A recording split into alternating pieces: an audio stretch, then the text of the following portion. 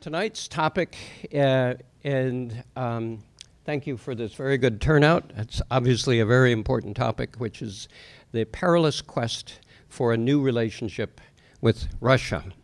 And I think we can all agree that this relationship is more vexed than usual, and that an awful lot of stuff is in flux.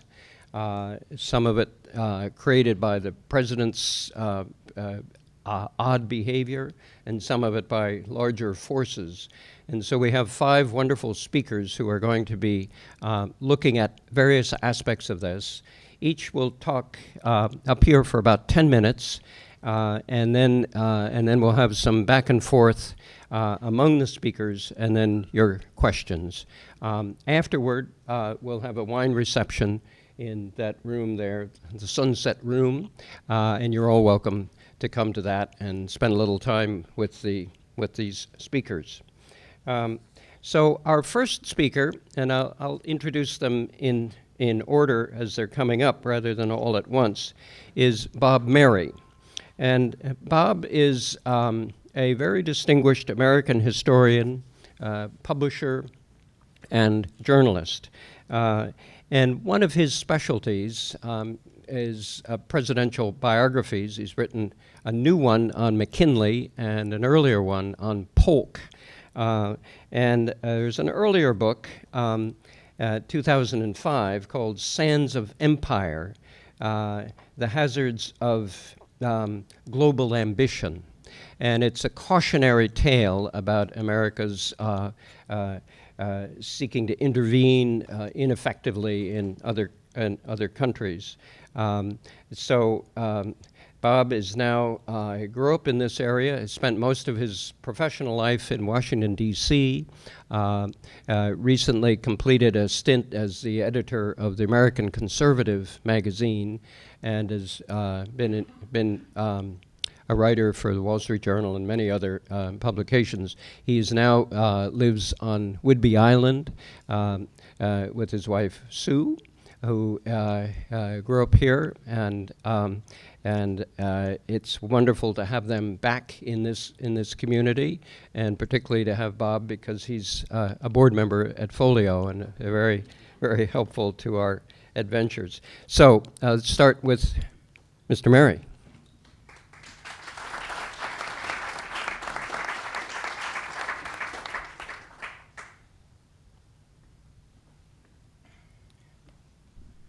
Thank you, David. Thank you so very much.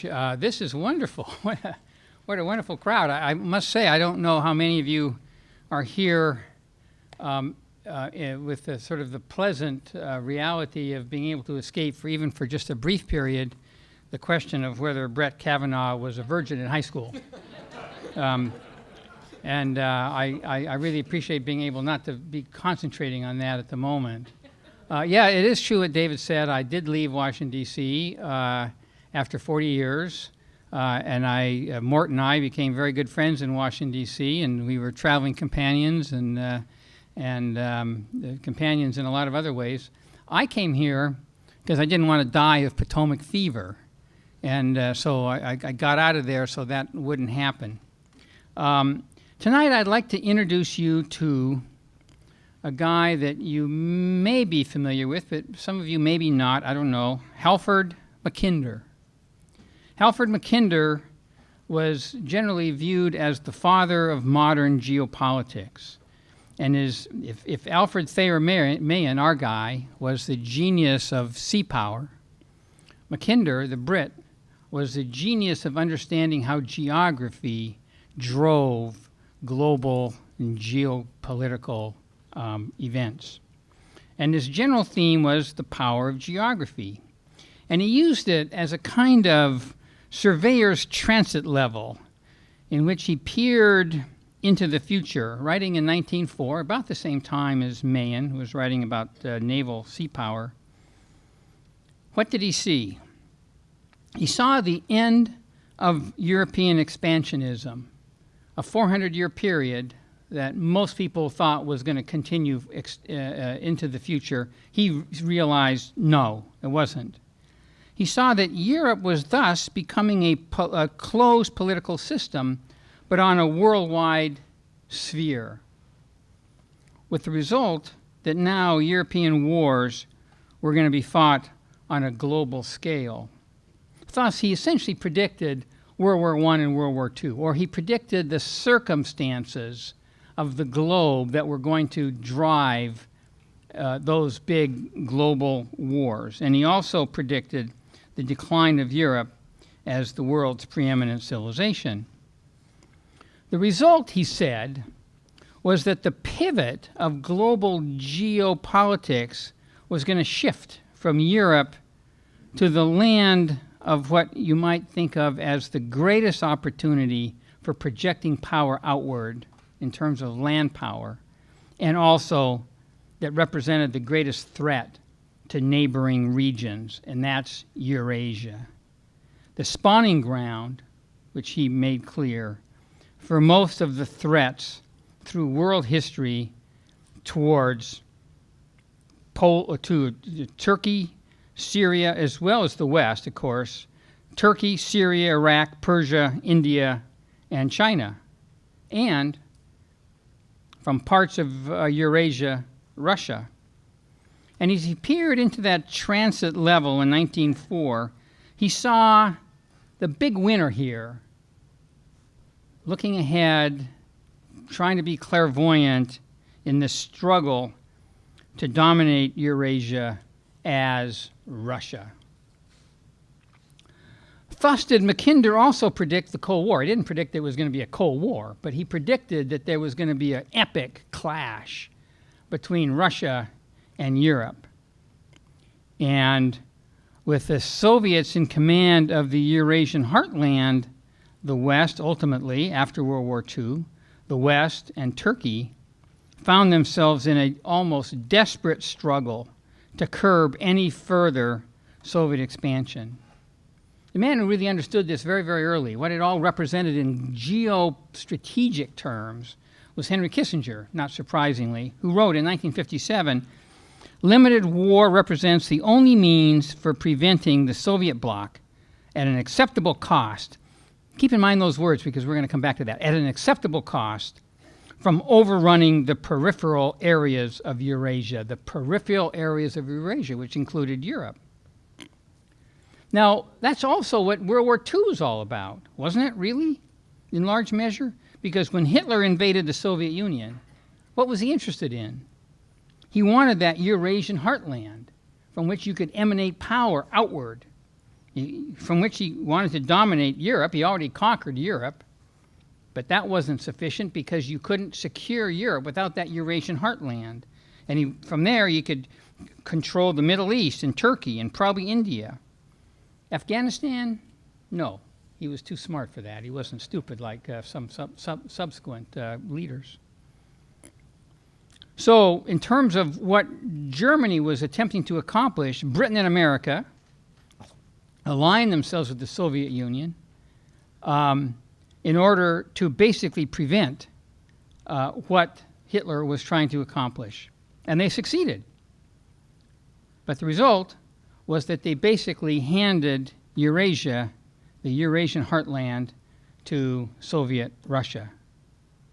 So the post-war Soviet Empire was pretty much precisely what Mackinder defined as that heartland and that positioning that any land power would have to have in order to really project power outward on a global sphere. With Poland now, because they went all the way into Eastern Europe, with Poland as the pivot. And that's why Soviet Russia was such a global threat. Now consider this. In 1949, all throughout the Cold War, there was no Western enemies of the Soviet Union within 1,000 miles of Leningrad, or within 1,200 miles of Moscow.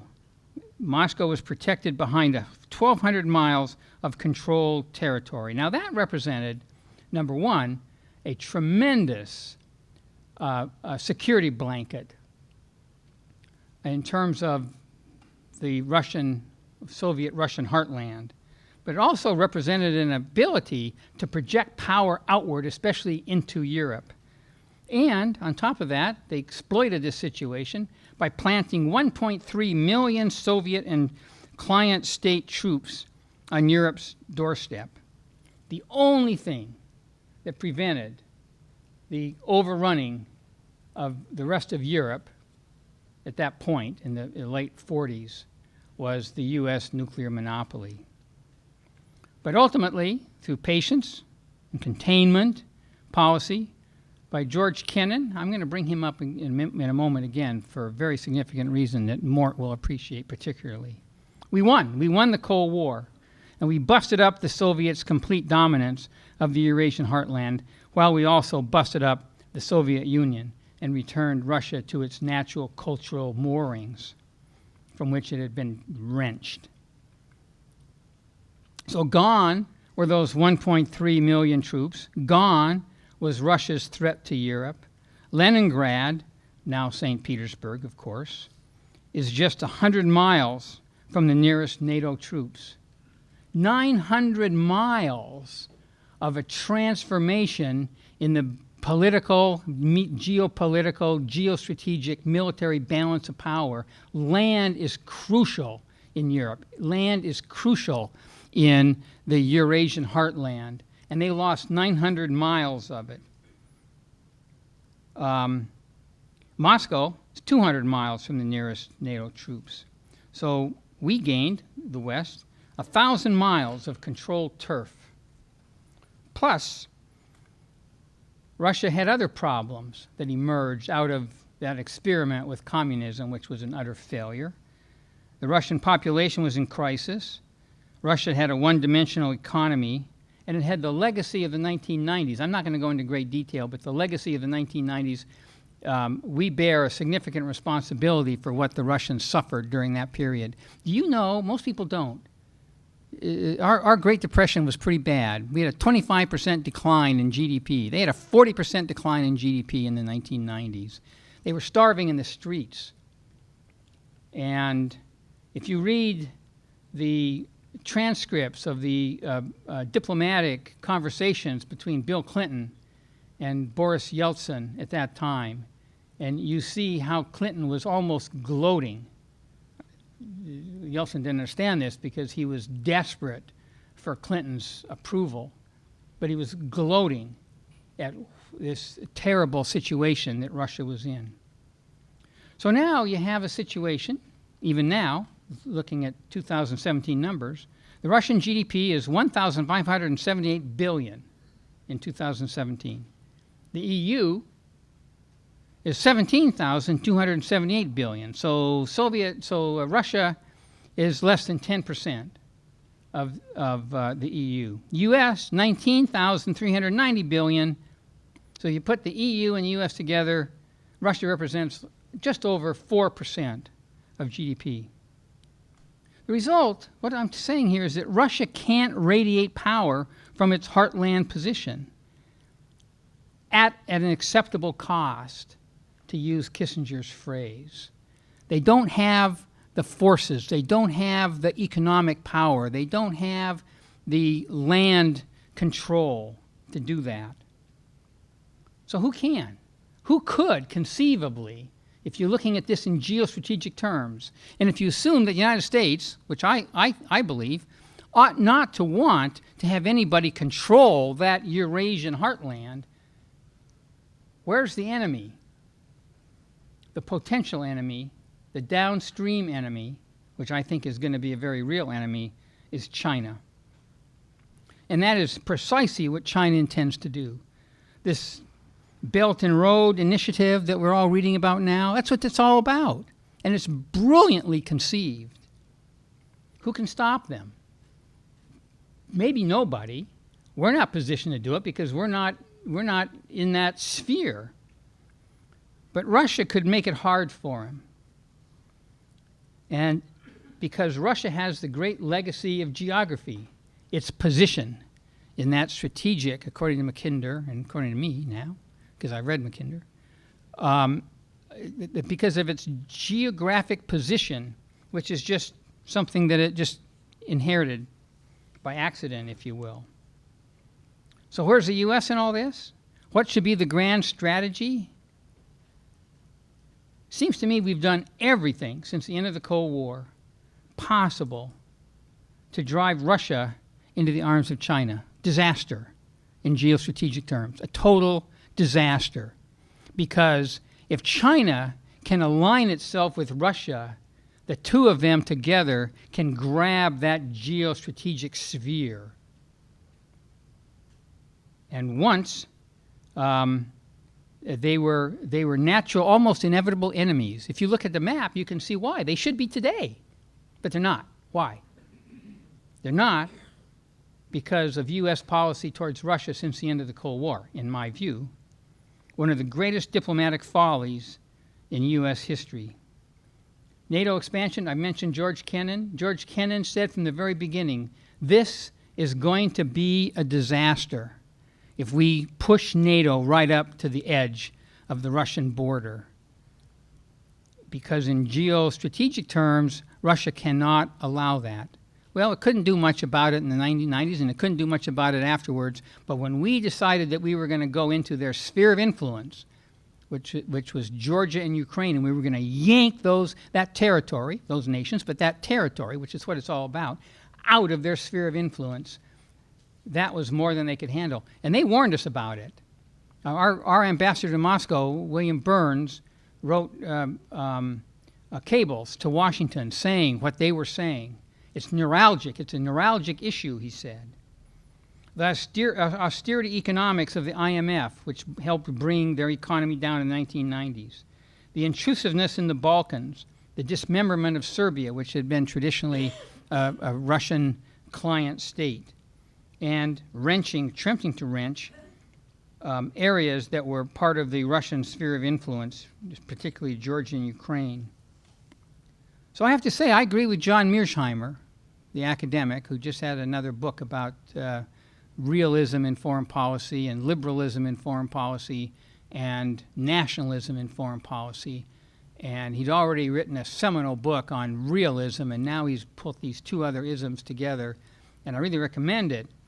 But he incorporates in that book an article that he wrote for Foreign Affairs back in 2014 when all this was happening in Ukraine. And the title was, Why the Ukraine Crisis is the West's Fault, with the subhead, The Liberal Delusions That Provoked Putin. I agree with that, and I welcome the conversation. Thank you.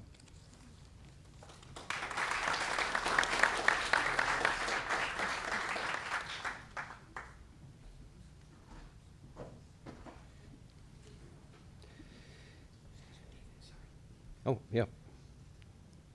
Thank you, Bob. Very, very stimulating.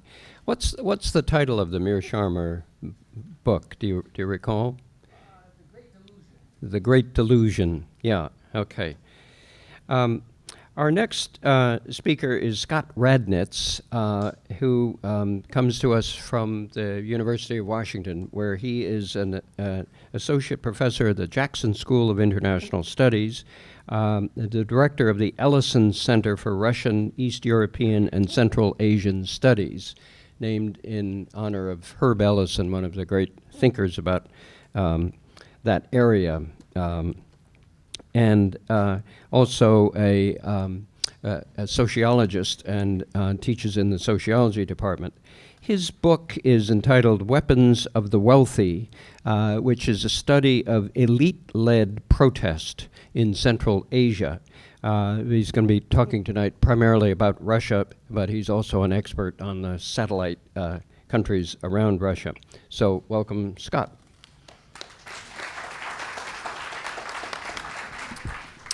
Thanks, David.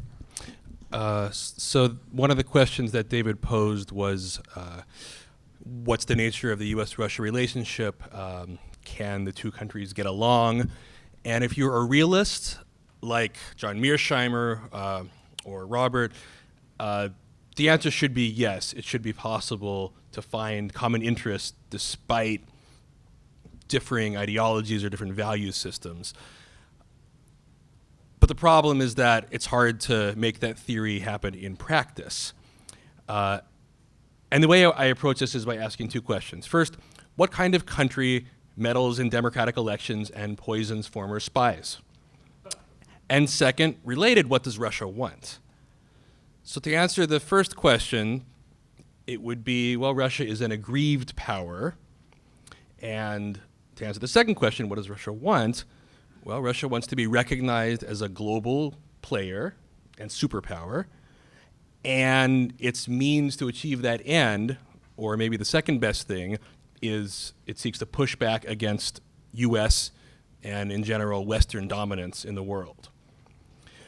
So because Russia these days, at least in the last decade or so, sees its interests as fundamentally at odds with the U.S.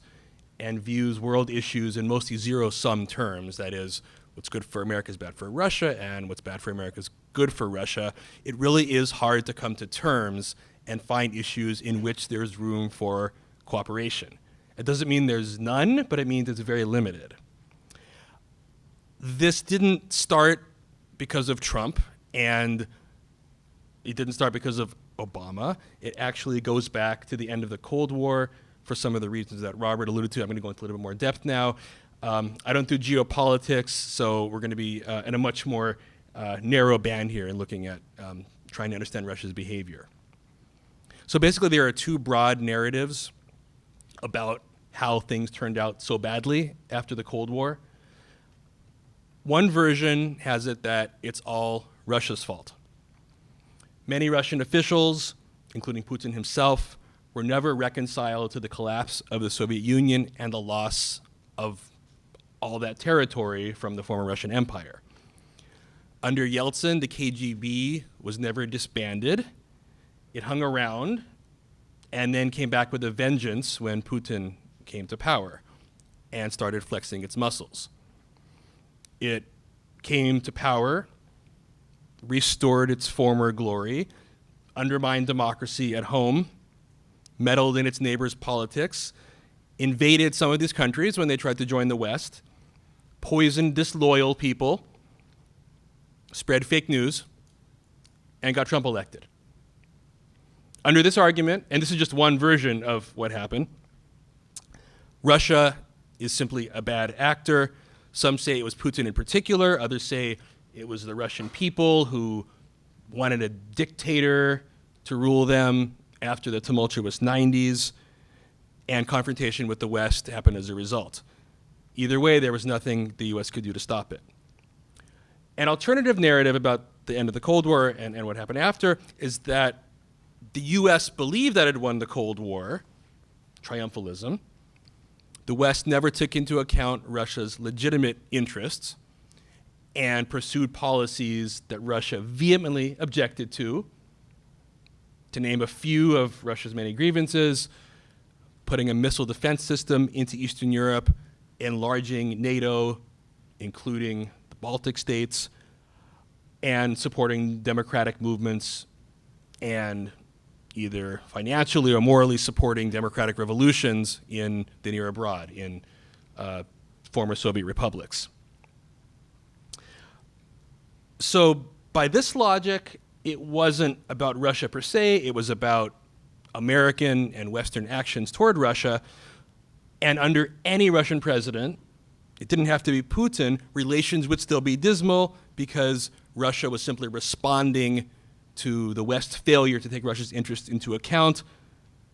It was a defensive set of defensive measures, it wasn't aggression. And any leader defending their national interest would strike back like Russia. Whichever narrative is correct, and I think there's some truth to both of them, it's clear now that Russia is dissatisfied with the status quo. And Trump's sympathies toward Russia, whatever he's tried to do to reorient American policy toward Russia, for the most part, I think unsuccessfully, don't change that fundamental lack of convergence of interests. So when you look at Russian foreign policy actions that we in the West mostly object to, they're not the ones from the Cold War. It doesn't have to do with armies and defense of large territories. Instead, Russia has taken smaller, more ambiguous measures that don't really threaten world peace. Putin might menace his neighbors, and if you live in Estonia or if you live in Ukraine, he makes you nervous for good reason. But Putin is also cautious. Putin's major preoccupation is maintaining his position for as long as he can until he decides to step down or leaves for some other reason and prepare the ground for a successor who will protect Putin's interests after he leaves. Putin does not want to start World War III, and he also doesn't want to pursue a foreign policy that will lower his approval ratings. Russia has used mercenaries instead of soldiers in Ukraine and Syria in order to mask casualties, because he knows that if people recognize that Russians are dying abroad in these foreign adventures, they'll be unhappy, and this won't be good for Putin's approval. So Russia has used a variety of tactics short of open conflict, some of which we've seen on Russia's borders, some which more recently have come to our own shores. Subterfuge, deception, bribery, propaganda, hacking, targeted assassination. Almost no one gets hurt, but they serve a purpose. When it comes down to it, Russia, and Putin in particular, is demonstrating to the world that he does not like the rules of the game. So if you're stuck in a game and you're losing and you don't like the rules, but you can't change the rules, what do? You break the rules. And to make this point, to express its disdain for the international system, Russia has taken a variety of these subtle and deniable actions, but sometimes doesn't even try to deny them, because it actually wants to get caught. Russia is performing for multiple audiences when it takes these kind of underhanded, devious measures. One audience is domestic. It's for Russians who, by and large, share the narrative of Russian grievances against the West. A second audience is the West, who is seen as the bully, who is seen as responsible for Russia's unfortunate position. And a third audience is other aggrieved players out there who share Russia's disdain for unipolarity, right, for the dominance of a single power, which used to be and may still be the U.S., and hoping that other countries will jump on Russia's bandwagon. Maybe China, maybe Iran, maybe India, some countries in Latin America. So there are advantages to trying to poke holes in the international system without trying to take it all down. This also means that for the U.S., it's hard to devise a foreign policy to respond to this, because short of revising the entire international system, there's really no way to satisfy Russia. Russia remains aggrieved, and the powers that enjoy the status quo can't really offer Russia anything that it will accept. So as a result, for the foreseeable future, we're stuck in this strange kind of game where Russia's very weak militarily and economically, and still does a lot to get the world's attention, cheaply. One way to understand what's going on is that Russia is practicing the politics of spite, which results in policies intended to spoil. And there's an interesting twist if you buy that framework. When it comes to breaking rules for its own sake, or breaking rules because it feels good, there's a connection between Putin and Trump. And I tried to go as long as I could without uttering Trump, but it's inevitable. It's hard to avoid. So look at the similarities. They both articulate a profound sense of grievance, claim the system is rigged against them. For Trump, it's the establishment that looks down on him. It's the Department of Justice and its witch hunt. For Putin, his grievance is with America and its bullying and its self-righteous moralizing about human rights and democracy. Both Trump and Putin speak for people who have a similarly jaundiced view of the status quo and feel like underdogs. Ideally, these leaders would try to satisfy their followers' legitimate grievances, but that's either too difficult or it takes too long. And because of polls and because of the 24-hour news cycle, you need to show immediate results. So what's the next best thing? Be a spoiler. Destroy the system. Mess with your adversaries. Inflict pain on people your supporters don't like. Take credit for doing something. In Putin's case, this means violate international law, undermine democracy, spread fake news in other countries to deepen political divides and create conflict, deny that you're doing that, but then gloat about the consequences. In Trump's case, violate democratic norms, meddle in apolitical institutions, flout conflict of interest rules, appoint people who subvert the departments they work for, withdraw from international treaties, scapegoat innocent people. The result? Schadenfreude. A glee that your enemies are enraged and hurting. It doesn't actually solve the problem that's motivating these moves. And in fact, you may actually make the people you're trying to serve worse off because these moves substitute for meaningful reform. But they feel good temporarily because it makes people feel like their side is winning, and it creates the impression of success. It turns out this may be a winning political strategy, at least in the short term, and unfortunately this may be gaining popularity across the globe because politics works in short cycles, and politicians try to do what they can to get elected and stay popular.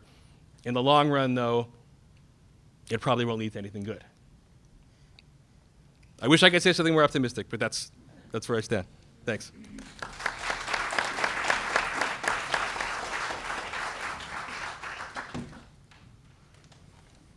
Terrific, thank you.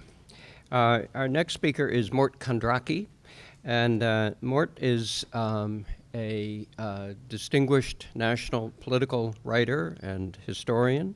His new book is on Jack Kemp, and Mort has now moved to Bainbridge Island. He's been out here for about 4 years with his wife Marguerite, who's here tonight. He had been, he's well known to you for his long appearances on the McLaughlin Group, where he was known as Morton. Right? And an editor at The New Republic and at Roll Call. So delighted to have Mort here, and delighted to have him as also a board member of Folio. And I ask you to come up and enlighten us.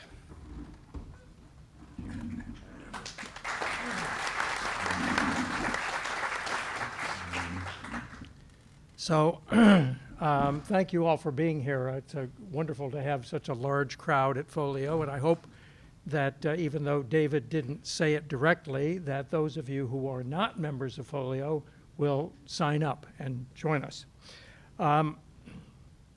So I take Vladimir Putin at his word that the breakup of the Soviet Union was the greatest geopolitical catastrophe of the 20th century.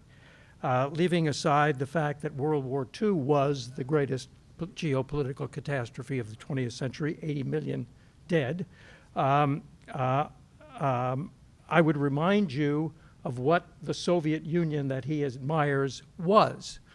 It was an aggressive, imperialist dictatorship denying freedom to millions and millions of people. Putin acts as if he wants to restore as much as he can the Soviet Empire. Fortunately, that's difficult because major parts of that empire do not want to be dominated by Russia anymore, and they've freely chosen to plight their troth with the West. Bob and others, and the Russians too, say that our present rekindled Cold War is the result of the fact that NATO invaded Russia's historic sphere of influence when it expanded in those areas. But what were we supposed to do? Hungary, Poland, the Czech Republic, Slovenia, Romania, and the Baltic countries, with historic justification, feared domination by Russia. And so they sought protection from the West. Were we to leave to these fragile democracies to the tender mercies of Vladimir Putin? I don't think so, and we didn't. So Putin has shown his aggressive intentions by annexing the Crimea, promoting civil war in Ukraine, during which his allies, by the way, shot down a Malaysian airliner, killing 289 people. In 2008, he also annexed 2 provinces of Georgia. Granted, Georgia had something to do with provoking the attack. George H.W. Bush, Bill Clinton, George W. Bush, and Barack Obama all tried in various ways to get along with Russia, improve the relationship, get Russia to abide by the rules of international order, including getting it admitted to the IMF, to the World Bank, to the World Trade Organization, establishing all kinds of cooperative arrangements, committees, and so on to talk over differences and so on.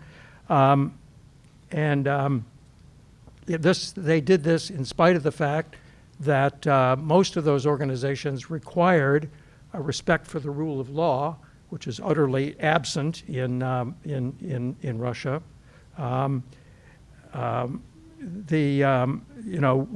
George W. Bush said he could look into Putin's soul and see somebody who was trustworthy. Obama tried a reset of Russian relations, and every such effort failed, primarily due to Putin's aggressiveness. The minute we thought we were getting somewhere, he would invade someplace. At the 2007 Munich Security Conference, Putin accused the United States of trying to be the one master and one sovereign of the world, and called on the rest of the world to help him constrain the Soviet threat, the American threat. So Russia's game plan is to divide the West with cyber attacks to spread discord within and between countries in the West, by intervening in Syria, savagely, I might add, bombing civilians and hospitals to drive refugees into Europe, thereby strengthening right-wing xenophobic nationalist movements, which Putin has also encouraged by, in some cases, providing financial aid in France and Britain and Italy and Hungary and Austria and Sweden. Russian officials openly say that the old Western style of democracy and the post-war liberal order have run their course, and that they are going to be replaced by the Russian model, authoritarianism, managed democracy, as it's called. But what really prevails in Russia is authoritarian, corrupt kleptocracy. Putin has allies, other dictatorships: China, North Korea, Syria, and Iran. They're forming a new axis against the West, similar to the Hitler Italy axis, and which for a while was joined by the Soviet Union. North Korea is violating the economic sanctions imposed by the UN because of its nuclear and missile programs. Guess who's helping them? Russia and China. So I think that, well, Bob does acknowledge that China is a more dangerous enemy than Russia, and I agree completely with him. But there's no evidence that Russia and China don't agree on the basic adversary that they face, and that is us. And China wants to drive us out of Asia, and Russia wants to split up the post-war world order. Another Russian tactic, of course, is to interfere in Western politics. Putin admitted in Helsinki that he ordered his officials to help Donald Trump get elected president. And as Robert Mueller's indictments show, he has his military intelligence arm, the GRU, using social media to spread various false stories and disrupt American comity and use hackers and propaganda. And there's a new book out by Kathleen Hall Jameson, a distinguished media expert who has researched the sequence of Russian interference and claims that that could well account for the 80,000 vote margin by which Trump won the 2016 election in 3 states. So what to do about all this? There's a recent Brookings Institution report that said that when Lenin was asked how to advance a political cause, he reportedly replied, "Probe with a bayonet. If you meet steel, stop. If you meet mush, push." And the Brookings report goes on, quote, "To date, Putin's political advances into Europe and military advances in the Middle East have encountered largely mush." And I would add, in the United States as well. So it remains to be proved, but my suspicion is that Donald Trump is so up to his ears in shady financial deals with Russian oligarchs and mafiosi that Putin knows all about it, and Trump knows that Putin knows, and could expose Trump at any time. And so he's turned Trump into, in effect, an agent of Russia. That, as I say, it's my theory, remains to be proved. I hope Mueller is not fired before he proves it. Trump has disparaged NATO. He's offended our closest allies with rhetoric and tariffs in the name of national security. In his United Nations speech yesterday, he denounced Iran, China, and Venezuela, but mentioned Russia only once, and that was in the context of saying that Germany, and he's saying quite rightly that Germany should not become totally dependent on energy supplies from Russia.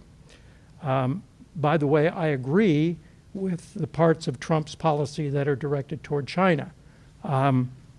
China has been cheating on trade for years. It's been robbing our intellectual property with the compliance, I might say, of the corporations, the American corporations that are hungry for access to the Chinese market. And it ought to be curtailed. When asked in Helsinki about Russian interference in our elections, Trump would not back his own intelligence community. To the contrary, he's been attacking them almost as fiercely as he's been attacking the press. During the presidential campaign, he was reminded that Putin's opponents have a way of being assassinated, and Trump said, well, we killed 2 people too. Richard Nixon's enemies, I might remind you, were not poisoned.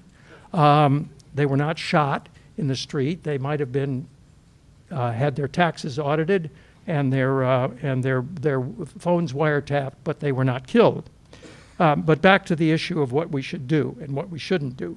First, we have got to get our own politics, the economic circumstances of our allies and our relationships with our allies put in good order.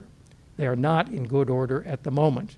And we have to prove basically with our allies that the democratic model really works as it has worked for so long. This is in severe doubt all over the place, including in the United States.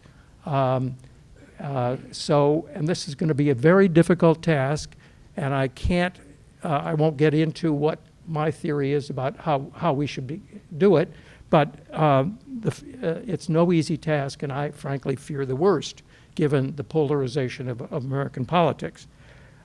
We should rhetorically and politically stand by our allies, which Trump doesn't do, but which some of his top officials do, Secretary Mattis and Secretary of State. We should significantly improve our cyber war capabilities, both defensive and offensive. We ought to be able to stop interference in our election processes. We ought to be able to screen out fake news that comes from bots from Russia and China. And we ought to show that we have the capacity to shut down their infrastructure the way they are developing the capacity to shut down ours. Not that we're going to use it, but that if we have it, they won't. It's like nuclear deterrence. It's almost as effective as nuclear deterrence, because shutting down the electricity grid or the financial markets could do almost as much damage as a nuclear attack. I think he should maintain all the sanctions that we have on the books and increase them, in fact, against the Russian banking system. And we shouldn't just react to Russian misbehavior with added sanctions. We should issue a set of warnings, basically. You keep this up, and here's what's going to happen to you. And the Center for Strategic and International Studies has recommended a series of such steps, which I don't have time to get into. Trump has done a couple of good things, increasing the defense budget, badgering our allies to increase their defense spending, and warning against their becoming totally energy dependent on Russia. But most everything else Trump has done and said have widened divisions and sown doubt about our institutions, even what's true and what's not true, thereby playing Putin's game. Obviously, we do not want World War III any more than anybody else does, and so we need to talk to the Russians and about ways to avoid escalating into direct military conflict. And we ought to negotiate about nuclear reductions. But we have to also make it absolutely clear that we will abide by Article 5 of the Nato Charter, which says that an attack on one is an attack on all. Now, that means that if Russia attacks Estonia or Lithuania, that we've got to provide defense. We've got to basically go to war to resist them, or at least assist them. It's dangerous, but it's a deterrent. It's got to be done. Both Ukraine and Georgia want to get into NATO. I would leave open the possibility of some time, but not now. But I would give Ukraine lethal weapons to defend itself against Russian aggression. We should have intervened in the Syrian civil war, establishing no-fly zones.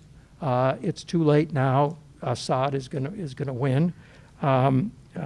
Incidentally, Russia was supposed to take Syria's chemical weapons and store them in a deal that Obama thought he had worked out. And guess what? A couple of weeks ago, the Syrians used sarin gas against their own population, indicating that the Russians handed them back if it ever actually took them out. So I think it was a mistake to abandon the Iran nuclear deal, because we don't have proof that Iran is cheating on the deal that we made. I don't agree with Trump that it was the most terrible deal in history. So in short, I would say that in response to Russia's pushing with a bayonet, that we show that there's some steel in the West, and that he might stop. Thank you.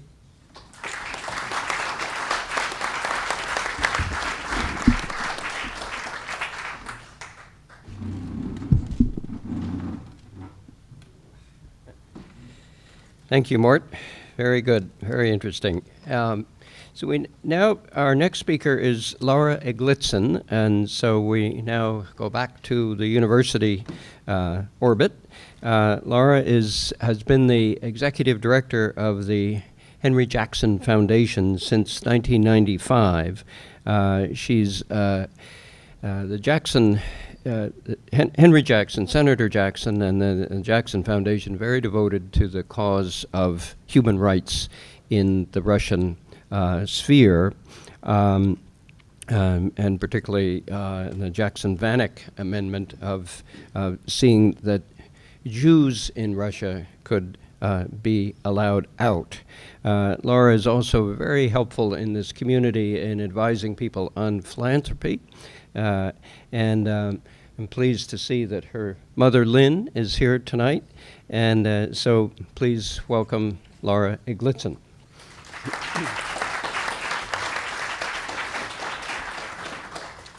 Thank you, David. So, well, if we're giving a shout out to my mom, my stepfather, Walter, and my husband, Vladimir, is also here. So wouldn't want to leave them out of the family roll call. So I think the challenge at this point with the panel that we've had is trying to figure out kind of what hasn't been said. So I'm going to try to maybe bring out a few points that I think others have mentioned. But, you know, since my heart has been for 30 years or so in issues around human rights in Russia and looking at U.S. Russia relations from that prism, I kind of wanted to start with the fact that this is a time of terrible restrictions in Russia. It's not like the Soviet Union, but there are serious issues of freedom of assembly, of free speech. Of course, you've all heard about attacks and harassment and murders of journalists. It's been going on now for about 20 years. And there's a particularly big crisis in gay rights in these last 10 years or so. And you know, there's a whole litany of human rights concerns. And this happens to come at a time now where the United States does not have a clear voice, a leverage point to do anything, to say anything in the U.S.-Russia relationship.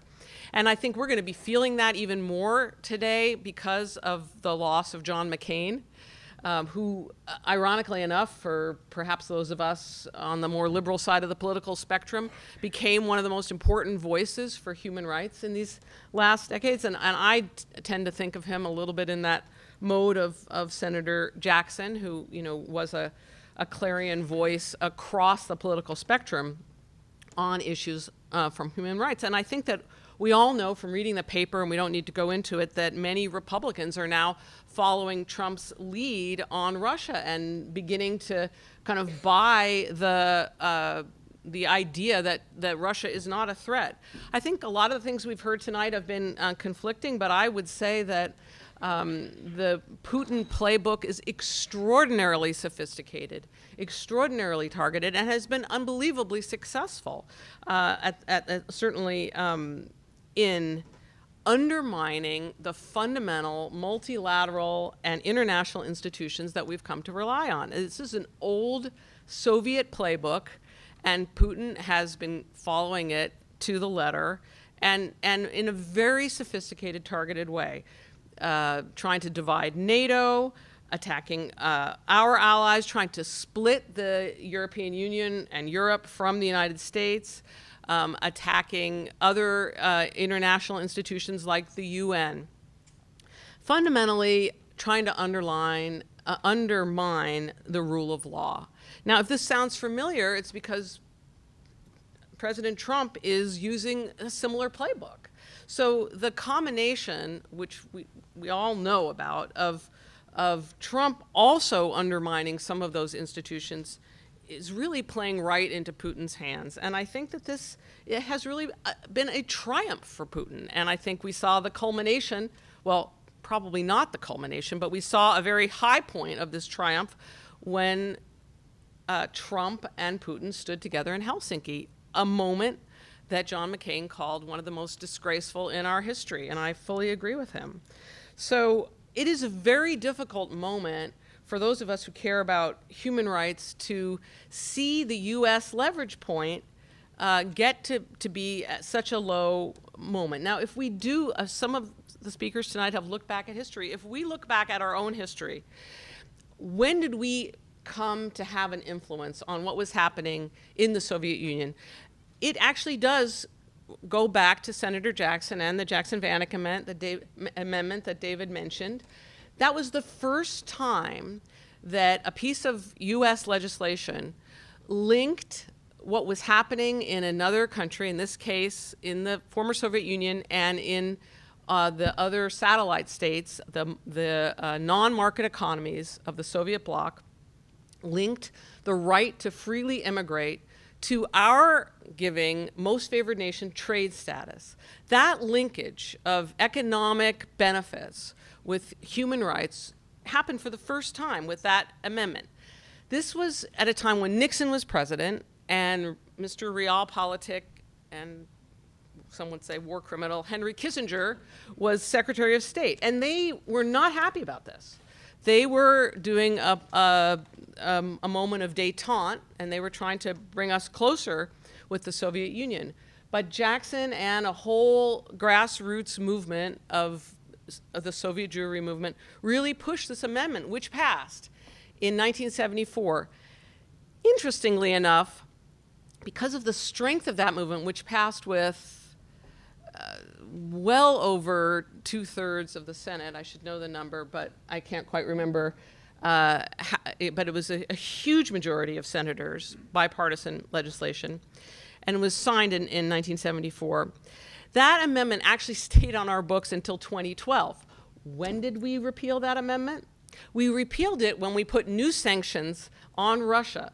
The strength of that amendment was so important that nobody in Congress wanted to give it up because they could see what was happening with Putin, and they wanted to feel as if they had some leverage point. So they put it into the name of the now famous Magnitsky Sanctions. You probably have heard of the Magnitsky Sanctions now because it was the reason that the Trump Tower meeting happened from the Russian side of things. They hate the Magnitsky Sanctions. The Magnitsky Sanctions are a very sharply targeted financial sanctions that hit the people closest to and around Vladimir Putin. They've been extremely successful. We have more people sanctioned now by us than at any other time of our relations with Russia. And Putin has made this one of his major acts of policy, that he can't stand the Magnitsky thing. He talked about it in some of the summits with Trump. And it's a tremendous leverage point for us to at least have some voice in what is going on in Russia and how people are exploiting the free system that we have in the West. So I do think it's important to keep your mind on the sanctions. I think that one of the things that's been happening in our policy in U.S.-Russia relations that hasn't been quite touched on but is an underlying theme is that we have a bifurcated U.S.-Russia policy. We have whatever Trump does, tweeting and cozying up to Putin and talking about it. And it's important. It's the bully pulpit of the United States, and we all know what happens when that has been degraded. We saw it yesterday when he spoke to the United Nations Global Assembly and he was laughed at. We understand that the bully pulpit has been lost. But on the other hand, oddly, our Congress has kept the sanctions in place, both the sanctions from the Crimea grabbing by Russia, and sanctions about election interference, and sanctions about corruption related to the killing in prison of Sergei Magnitsky, after whom the Magnitsky sanctions are named. So Congress has actually pushed back to Trump on the Russia policy, and the State Department as well, and the Treasury Department. So we do have kind of a divided, fortunately, we do have a divided policy. It doesn't help us with having a really strong U.S. position, but we have kept those sanctions in place. And there are more sanctions on the books by Senator Rubio and another senator on the Democratic side. They want to do more sanctions about the election interference. It hasn't passed yet, and like a lot of things, it's getting stalled around the Russia investigations. It's stalled, but I do think it is important. And so I would keep your eye on that. And many other countries in the West, important countries like England and Canada and Australia, have passed similar versions of the Magnitsky bill in order to kind of keep the pressure on Russia. At the same time, you have other conflicting signals like this. You may not have paid attention this summer to this group of Republican senators who went to Russia on July 4th and met with the foreign minister of Russia and a bunch of other people and really tried to play nice and said we should have better relations.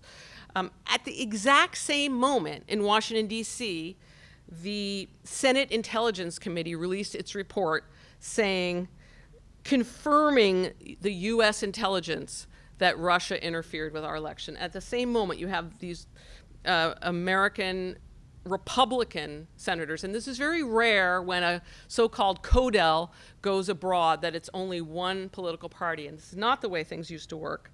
So you still have splits, and you still have this very odd, for those of us who've been doing this a long time, and there are people at the table who've been doing it longer than I have, a very odd Republican shift towards an embrace of Russia, which is almost hard to imagine.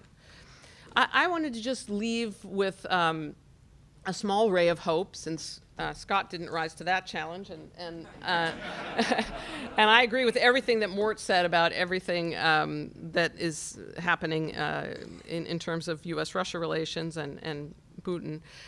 The ray of hope is something that you may not know as much about, and it stems from some of our programs that we do at the Jackson Foundation, but there is some liberal opposition in Russia. They're small and they're weak, but they are growing. And I think that one thing that is a little bit of a ray of hope is that some of those political democratic forces are winning in some of the local elections in Russia. So there were elections last year in Moscow, and there are elections coming up in St. Petersburg, where actually, despite all the authoritarian tendencies of Putin, and despite the control of the press, and despite the fact that a lot of people are being arrested and harassed, they still win. They're winning against all odds. And at a program that we did, one of the keynote speaker was a guy named Vladimir Kara-Murza, who those of you who are really paying attention might have noticed was a pallbearer at John McCain's funeral. And he talked about municipal elections as the only place left in a for democratic life in an authoritarian state. And people talked about the astonishing result. And I think that the Americans in the room, from various government agencies and from places like Freedom House and other foundations, I think we were all a little bit astounded to see these young people in their 30s primarily, who had won these local city council races and local other mayoral races, that they really feel that this local government can make a difference, and they are looking to a time when Putin won't be there, and that they will start winning at a regional level and at a federal level. And I must say that that gave me some hope for a post-Putin era, which unfortunately is probably still a ways off. So thank you.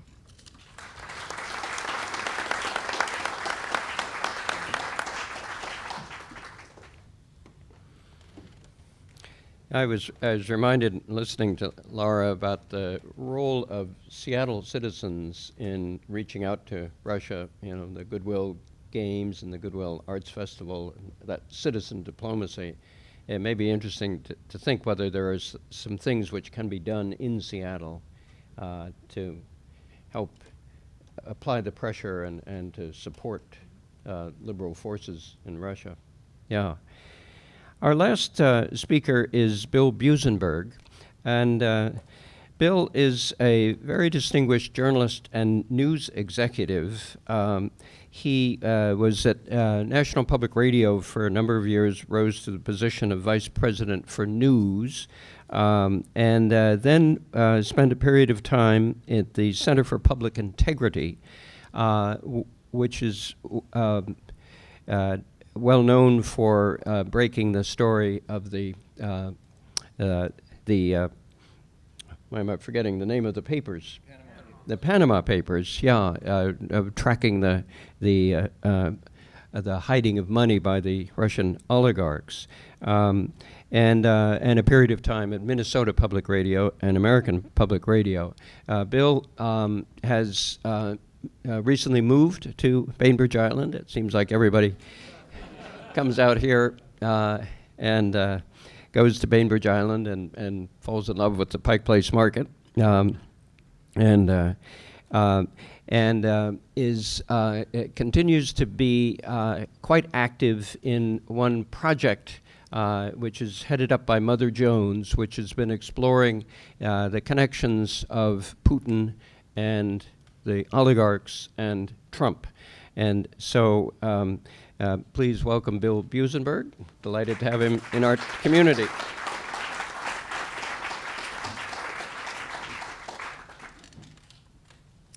Okay, thank you, David.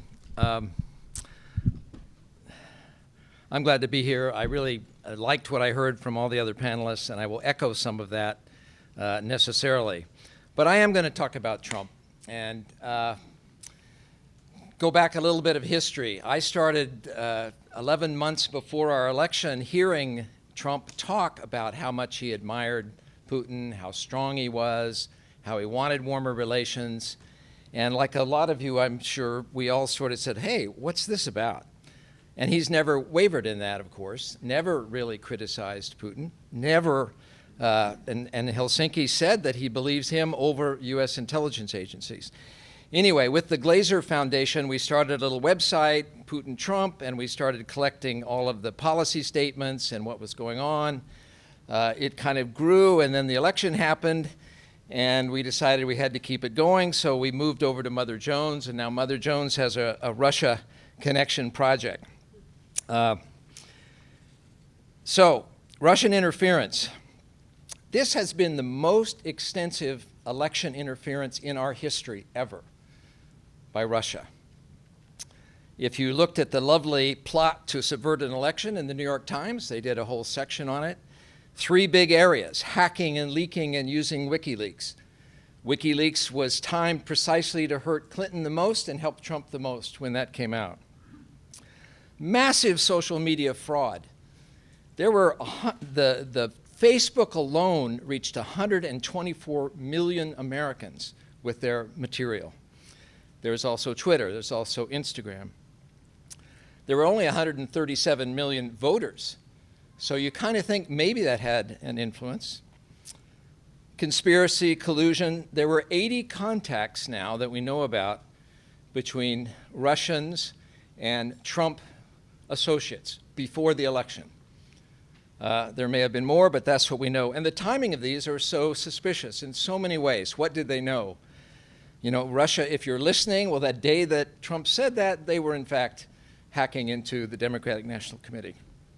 So, I don't think there's any chance to reset our relations, or any time that we're going to have sort of normal relations until we know specifically what happened and what we're going to do about it. Robert Mueller, you know, we're all waiting for his report, sometime after the midterms, I'm sure. If he's allowed to finish, I think we'll learn a great deal. He's already charged 26 Russians. His obstruction of justice information will be very interesting, firing James Comey, attacking Sessions, the go easy on Flynn stuff. How much of that was unilateral and how much of it was in conjunction with the Trump campaign. Money laundering. I want to talk a bit about this because I think this is at the heart of what's happened and what Trump is really probably very guilty of. He already paid a $10 million fine for money laundering at one of his casinos. Russian money has been flowing to Mr. Trump for a very long time. It goes way back. They're the ones who have been buying his property, often at inflated prices. No American bank would loan to Trump after 6 bankruptcies. So where did his money come from? Well, we know it came from two major sources officially, Deutsche Bank and the Bank of Cyprus.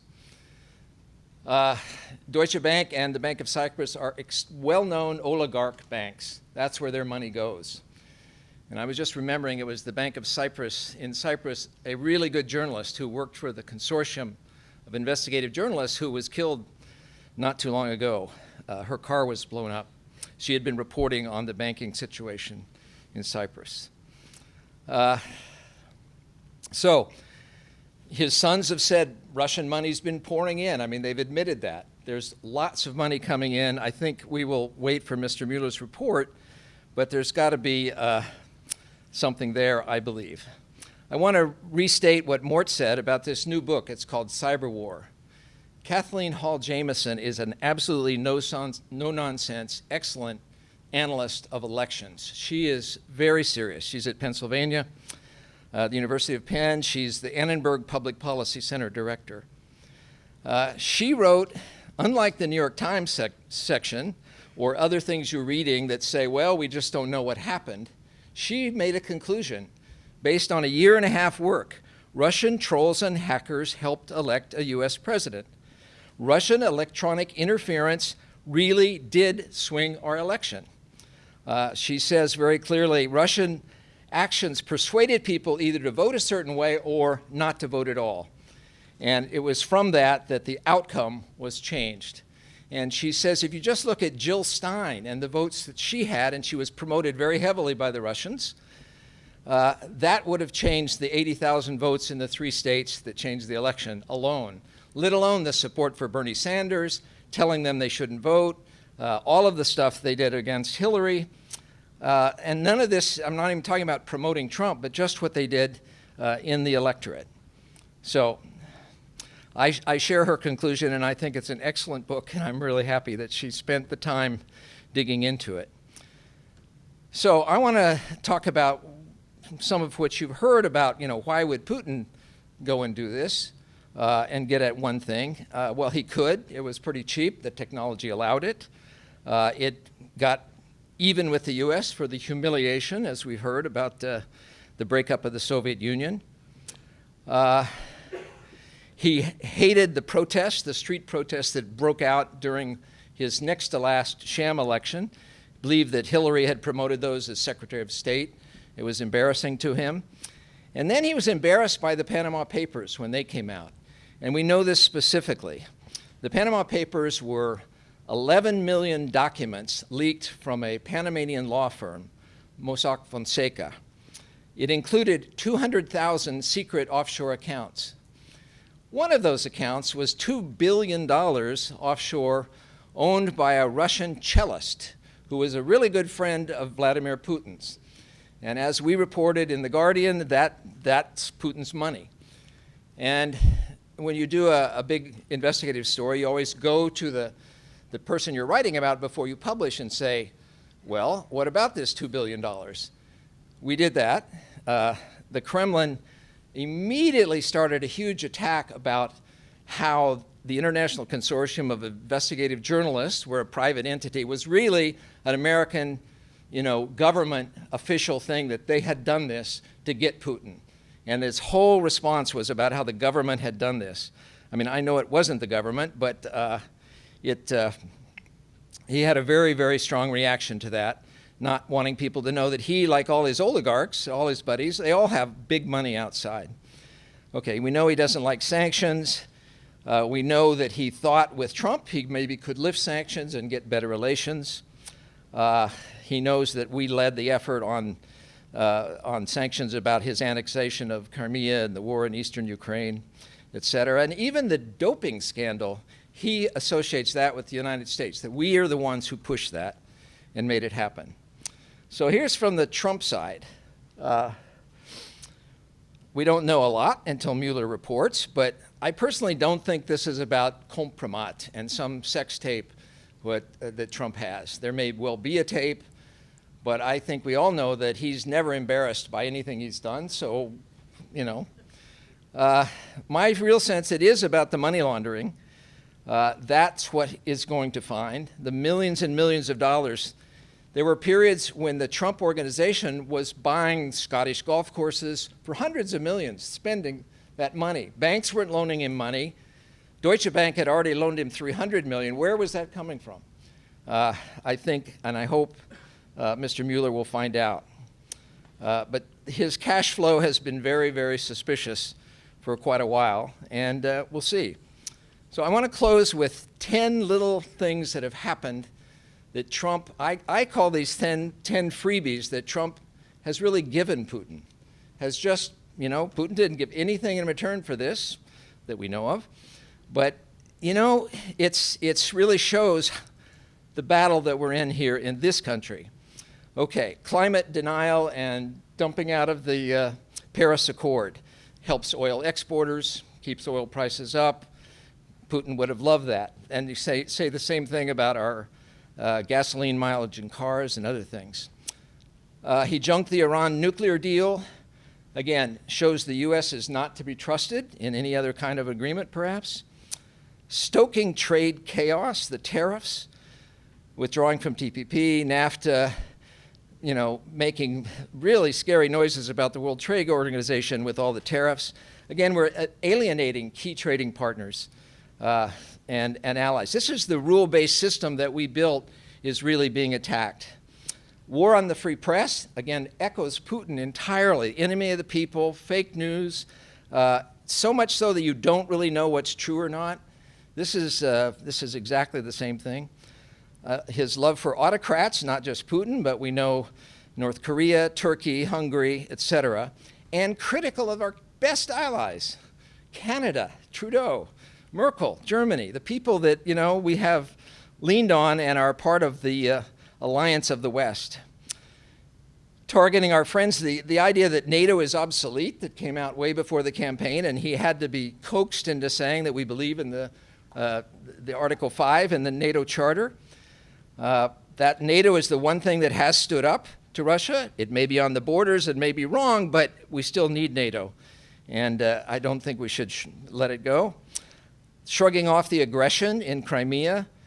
You know, Trump stood up and said, well, let's have Russia come back to the G7 at the same time they had done all these other actions, exactly the same time. His pandering to Kim Jong-un in Korea, but in North Korea. But what was interesting was calling off our war games, which the Pentagon did not think was a good idea, makes us, again, a less reliable ally. It actually hurts our preparedness. Punting on Syria, I would say Trump has deferred to Russia and Iran completely on Syria. And finally, abdicating on human rights. This is squandering America's soft power. This is a thing that, you know, where we had some moral authority, that has just been given up. So if you take those 10 things, we're in for a very interesting time ahead, and I'll stop there, but thank you very much.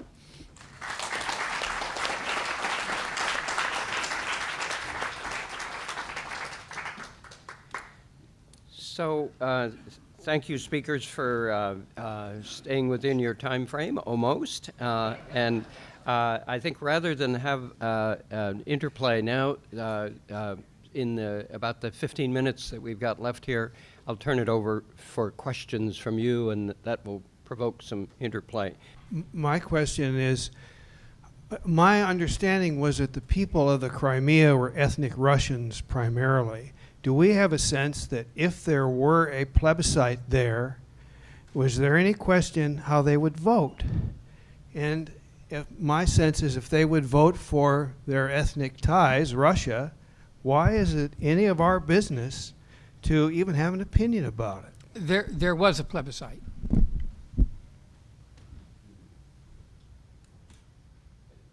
want to jump into that? Good point. So over, yes, here. Why don't you come up to this microphone? Thank you. So, given that the opinion of the United States, the behavior it extends beyond just Trump. You know, as we've talked about how Congress and the Republicans are starting to fall in line now. In a perfect world, if we could rationalize our foreign policy towards Russia, what are options? What might that look like? Just share your opinions. Yep. I would refer to some history. When World War II ended and the Soviet Union occupied Eastern Europe, it tried to undermine Italy, Greece, Turkey, Harry Truman decided that we would have a Marshall Plan, decided that we would establish the policy of containment, that we would resist Russian aggression. And now, vis-a-vis Russia, I don't see why that parallel doesn't work now.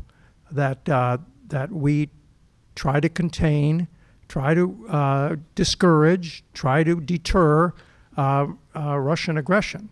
Now, the idea, Russia, we have a real problem, because we have not only Russia as an adversary, we have China as an even worse adversary. And how do we order the resistance to both of them? And I would prioritize, as Bob would, China, but we've also got to resist Russia, because Russia is trying to, in effect, invade our homeland, the United States, and our allies, traditional allies, long-standing allies, and undermine them in Europe. So unfortunately, I mean, lots of people in the United States would like to lay down the burdens of world leadership, but they're being thrust on us. And if we decide to abdicate, what we will have is probably some sort of Russian-Chinese condominium over Eurasia and Europe, and we'll be back in the situation that we were in 1939, when Europe was overrun by a hostile power, and we had to decide: are we going to fight or are we not going to fight? And the stakes are much higher now than they were then, because we live in a nuclear world. So the better course, it seems to me, is to adopt the Truman's strategy of containment and resistance and deterrence.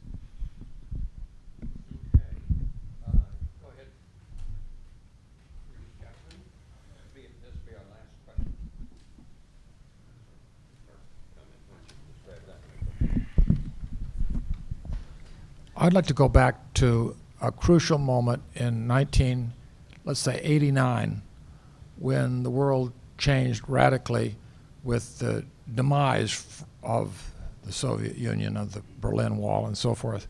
At that point, there were various possibilities available to the United States about what we would do with our relationship with Russia and with what was left of the Soviet Union. Things were really in a state of change, and I don't feel we made a very good decision. It seems to me we decided to come home and declare a peace dividend and abdicate. What would you all have suggested? Well, for starters, I do actually think that the U.S.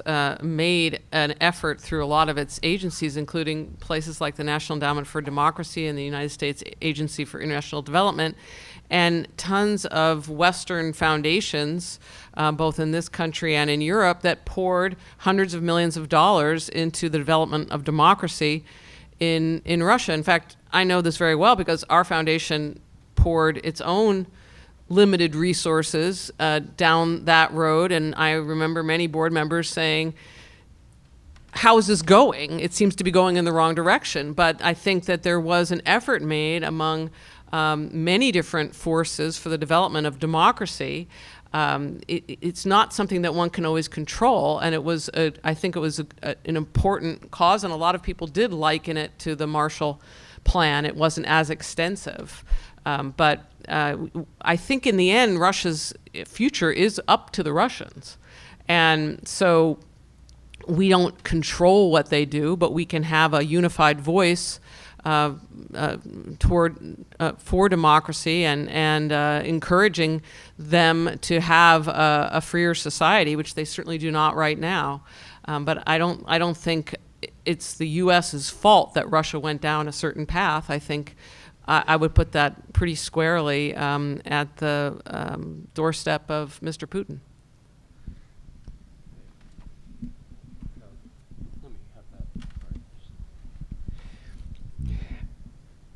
Bob, Mary, and I often have a discussion on these grounds in which Bob says that the old order is collapsing.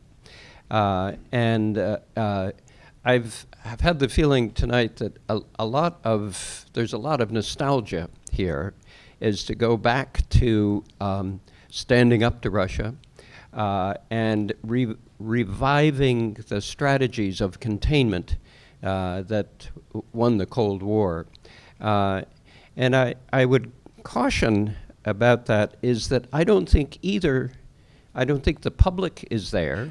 I don't think that either party is there.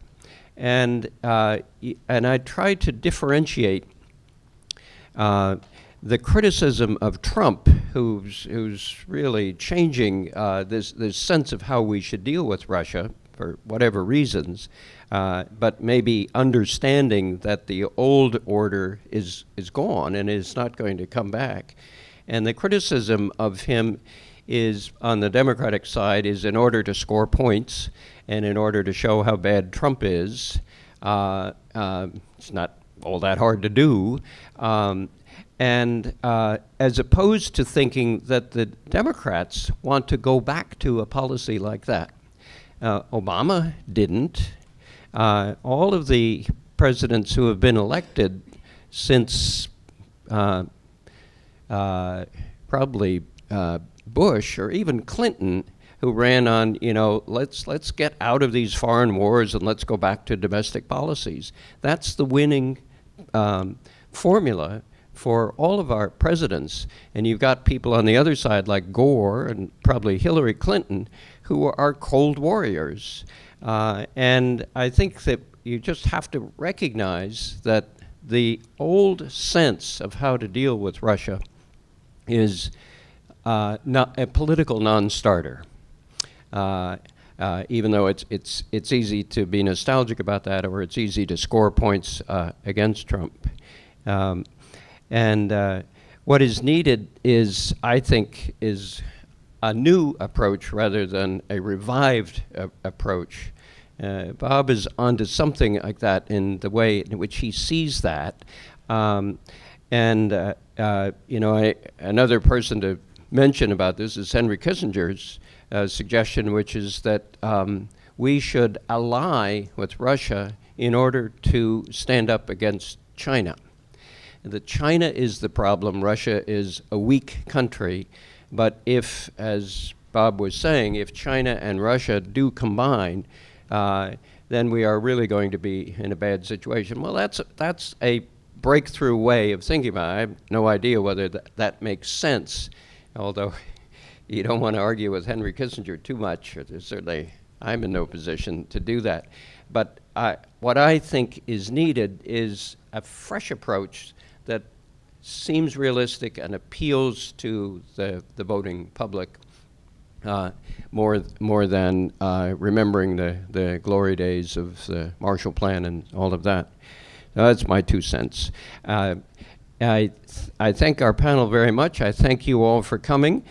We can adjourn to this room over here. We've got some wine bottles open, and if you want to take up a conversation with one of our panelists, please do so. So let's give a hand to the panel.